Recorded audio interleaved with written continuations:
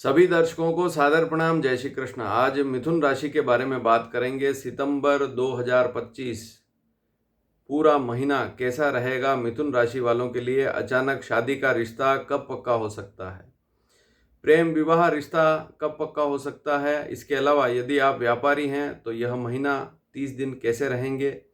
यदि आप नौकरी में हैं तो कौन से दिन अच्छे रहेंगे, कैसा रहेगा महीना। यदि आप स्टूडेंट हैं तो कैसा रहेगा महीना। स्वास्थ्य की दृष्टि से किन बातों को ध्यान में रखना है। यात्रा का योग कब बन सकता है, खरीदारी का योग कब बन सकता है। तो सितंबर 2025 पूरे महीने के बारे में बात करेंगे और जो महत्वपूर्ण दिन हैं या जो खास दिन हैं, जो अच्छे दिन हैं, वही आपको बताए जाएंगे। और सबसे बड़ी बात, इस वीडियो में आपको सबसे पहले कुछ तारीखें बता रहा हूँ। इनमें आपका चंद्रमा अच्छा नहीं रहेगा, तो हो सके जहाँ तक इसमें कोई भी शुभ मुहूर्त ना करें। वैसे मुहूर्त तो होंगे नहीं, क्योंकि 7 तारीख से 21 तारीख तक तो श्राद्ध पक्ष चलेगा। लेकिन इसके अलावा भी कभी मुहूर्त करते हैं तो इन दिनों में ना करें। जो दिन बता रहा हूँ सबसे पहले उसको नोट कर लीजिए, और इनमें कुछ सावधानियां हैं उनको भी आप नोट कर लीजिए। तो मिथुन राशि है तो आपको क्या देखना है, आप अपनी कुंडली में देखें कि चंद्रमा 3 नंबर अंक पर लिखा हुआ होगा, तभी आपकी मिथुन राशि होगी।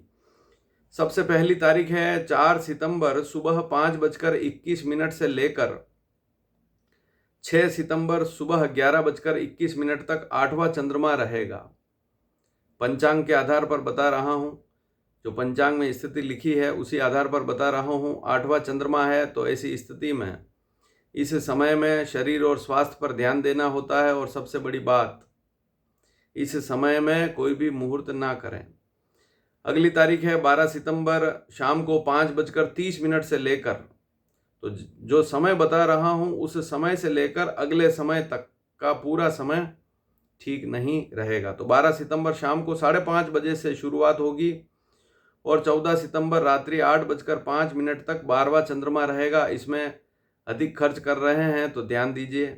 इसके अलावा यात्रा कर रहे हैं तब भी थोड़ा सा ध्यान दीजिए। और कोई मुहूर्त इस समय में, वैसे तो श्राद्ध पक्ष है, लेकिन इस समय में कोई भी मुहूर्त नहीं किया जाता है जब चंद्रमा 12वां हो तो।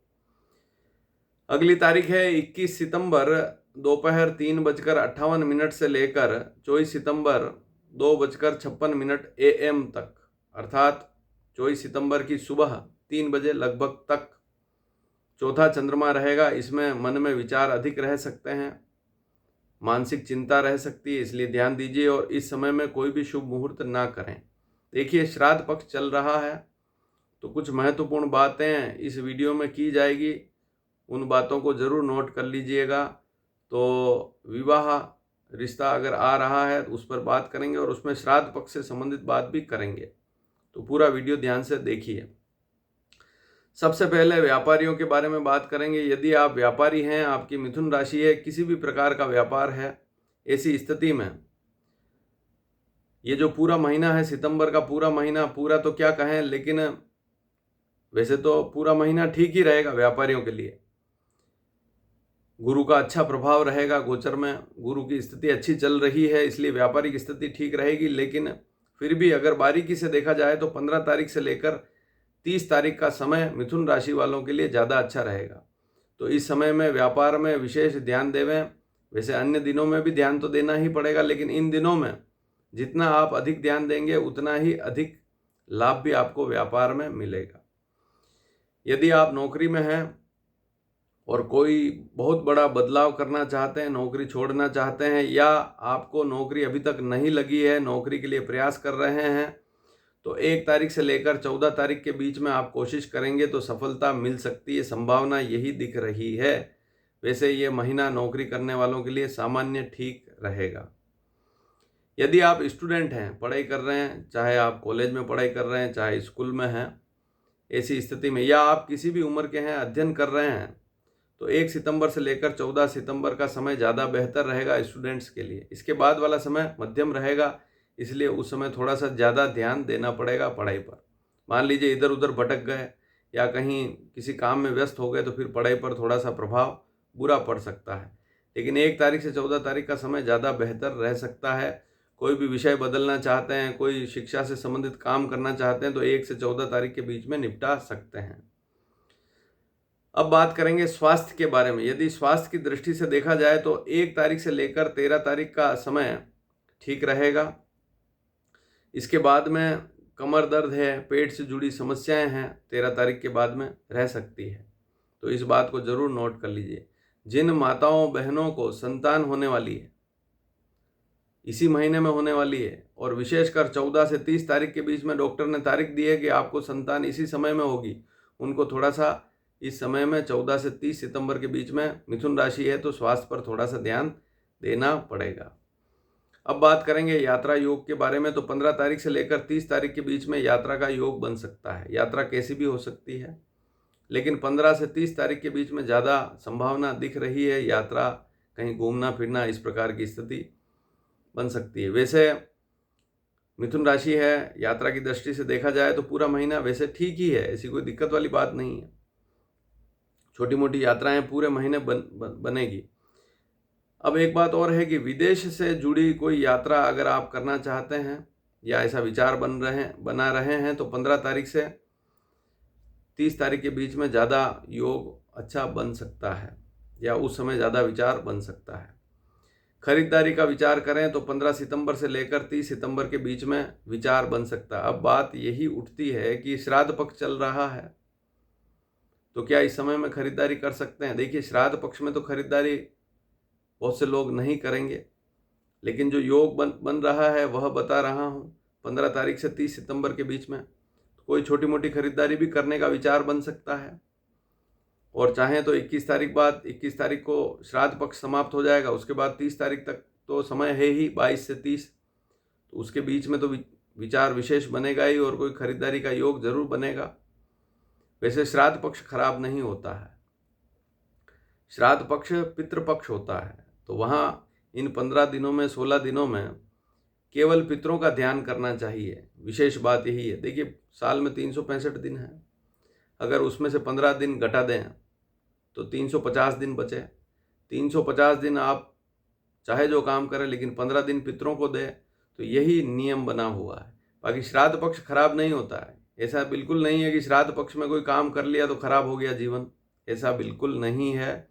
श्राद्ध को हम, मान लीजिए किसी की मृत्यु हो गई और उसका श्राद्ध दिन है, और उसमें हम ये सोच रहे हैं कि श्राद्ध के दिन हमारे से गलती से कोई खरीदारी हो गई या और कोई काम हो गया, तो हम ऐसा मान लेते हैं कि बहुत खराब काम कर दिया हमने।